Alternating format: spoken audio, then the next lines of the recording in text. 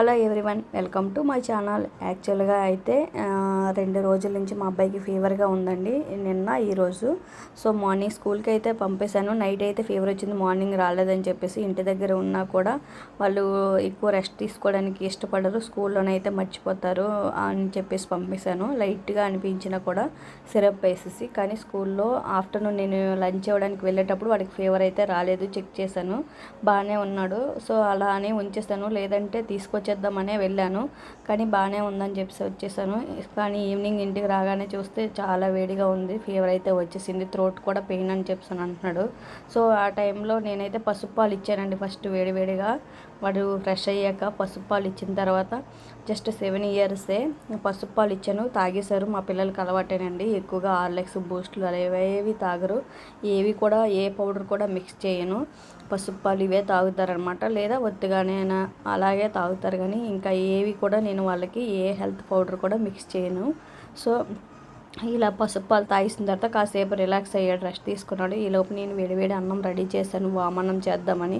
ఎందుకంటే నాకు బాగా గుర్తుంది, మా చిన్నప్పుడు ఇలా ఫీవర్ కానీ కోల్డ్ కానీ కాఫ్ కానీ ఉన్నప్పుడు నోటికి ఏది కూడా రుచించదు, బాగుండేది కాదు. అలాంటప్పుడు వామన్నం కానీ, వెల్లుల్లి చారు కానీ, అల్లం చారు కానీ, మిరియాల చారు కానీ ఇలాంటివి ఏవైనా పెడితే తొందరగా మనము కోలుకోవడానికి అవకాశం ఉంటుంది. నెక్స్ట్ ఏదైనా అన్నం ఒక 2 ముద్దలైనా తినడానికి కూడా నోరు బాగుంటుంది, లేదంటే ఏమీ తినాలనిపించదు. ఈ టైంలో రైస్ ఎక్కువ తినాలనిపించదు. నెక్స్ట్ అవి రైస్ ఎక్కువ తిన్నా కూడా మంచిది కాదు.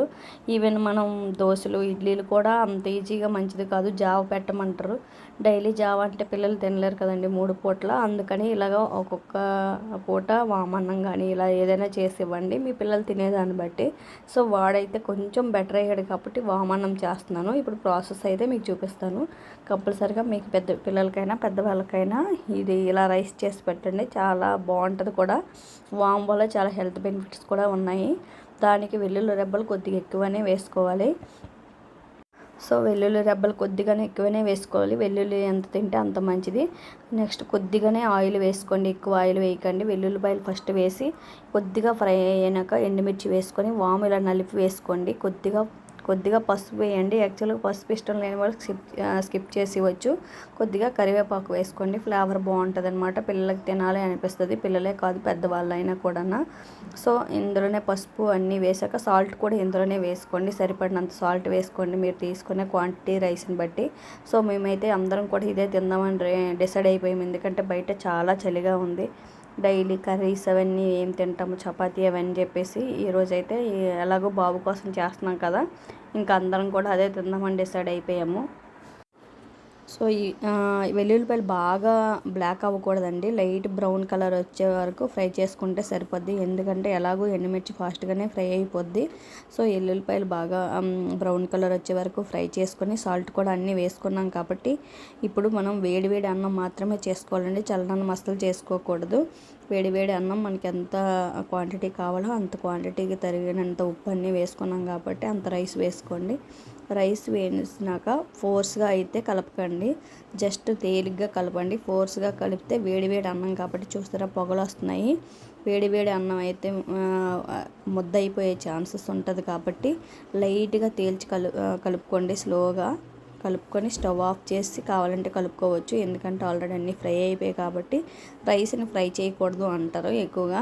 సో ఇలాగా తేల్చేసి మొత్తం కలిపేలాగా చూసుకొని సాల్ట్ చెక్ చేసుకోండి, చాలకపోతే వేసుకోవచ్చు.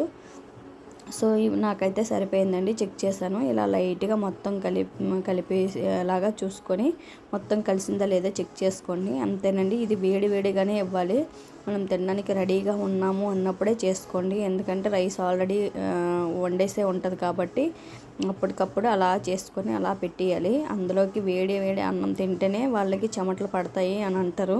సో వామ్ వల్ల చాలా బెనిఫిట్స్ ఉన్నాయని అందరికీ తెలుసు కదా. ఈ టైంలో ఇలా చేసుకొని తింటే ఆ ఫ్లేవర్ బాగుంటుంది, ఆ టేస్ట్ కూడా నోటికి రుచిగా ఉంటుంది. సో తప్పకుండా ట్రై చేయండి. మీలో ఎంతమందికి వామ్ రైస్ మీరు చిన్నప్పటి నుంచి తిని ఉన్నారో కామెంట్ చేయండి. లేదు నా వీడియో చూసి ఎవరైనా ట్రై చేస్తే కంపల్సరీగా కామెంట్ చేయండి, ఓకేనా. ఇప్పుడైతే సర్వ్ చేసేస్తారండి, అయిపోయింది, మొత్తం కలిసిపోయింది చూసారా, అంతా ఈవెన్గా కలిసిపోయిన తర్వాత ఇప్పుడు ప్లేట్లోకి తీసుకొని సర్వ్ చేసేయండి వేడివేడిగా.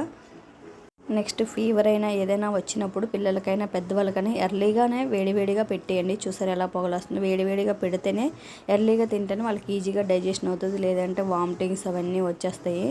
సో డైజెషన్ కాకపోతే ఈ టైంలో డైజెషన్ చాలా తక్కువ అవుతుంది అని చెప్పి అంటారు. ఎందుకంటే వాళ్ళు వీక్గా ఉంటారు కాబట్టి ఇలాగా వేడివేడిగా అప్పటికప్పుడే ఇచ్చేయండి. ఈ ప్లేట్ మా పాప కోసం, నెక్స్ట్ మా బాబుకి కూడా ఇచ్చేస్తున్నాను. సో ఇంతేనండి ఈ వీడియో. మీకు అందరికీ ఎలా అనిపించిందో కామెంట్ చేయండి.